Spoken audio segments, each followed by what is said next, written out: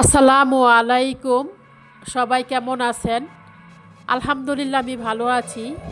আমি আজকে ফুলকপির ডাঁটা ভাজি করব। এটা খেতে খুবই টেস্টি, খুবই মজাদার। এটা ভাত বা রুটির সাথে খাওয়া যায়, আর এটা সহজে ভাজিটা করে নেওয়া যায়। আমি ভাজি করার জন্য 2টা ফুলকপি নিয়েছিলাম। ফুলটা রেখে ডাঁটাগুলো বেছে নিয়েছি। এটা এখন কুচি করে কেটে নিব। আমি ডাঁটাগুলো ভালোভাবে ধুয়ে কুচি করে কেটে নিয়েছি। দেখতে পাচ্ছেন কতটা কুচি করে কেটে নিয়েছি। এখন এর মধ্যে সামান্য লবণ দিয়ে দিব, আর এটাকে ঢাকনা দিয়ে কিছুক্ষণ ভালোভাবে সিদ্ধ করে নিব ডাঁটাগুলা। আমার ডাঁটাটা সিদ্ধ হয়ে গেছে। ডাঁটাটা ভালোভাবে সিদ্ধ হলে ভাজিটা খেতে ভালো লাগে। দেখতে পাচ্ছেন কতটা ভালোভাবে সিদ্ধ হয়েছে। এখন আমি ভাজি করে নিব। আমি কড়াইটা বসিয়েছিলাম গরম হওয়ার জন্য। এখন দিয়ে দিলাম পরিমাণ মতো তেল। ভাজিতে তেলের পরিমাণটা একটু বেশি দিতে হয়, তাহলে খেতে ভালো লাগে ভাজিটা। দিয়ে দিলাম পেঁয়াজ কুচি, দিয়ে দিলাম কাঁচামরিচ। এখন মিডিয়াম আঁচ রেখে পেঁয়াজটা হালকা সাদা করে ভেজে নিতে হবে, নরম করে। বেশি ভাজা যাবে না, তাহলে ভাজিটা খেতে ভালো লাগবে না।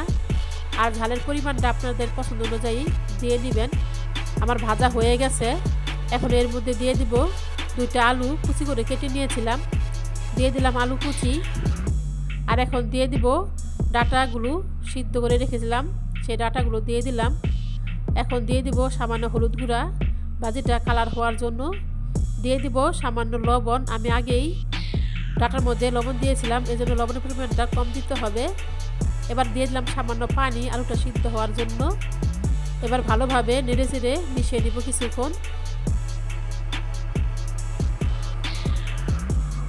মিশানো হয়ে গেলে এখন এটাকে আমি ঢাকনা দিয়ে আবারও কিছুক্ষণ সিদ্ধ করে নিব, আলুটা সিদ্ধ হওয়ার জন্য।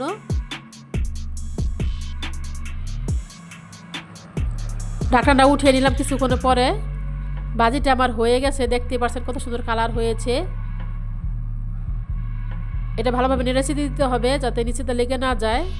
এখন এর মধ্যে দিয়ে দিব ধনেপাতা কুচি। এখন বাজারে ধনেপাতা অনেক দামেও কম।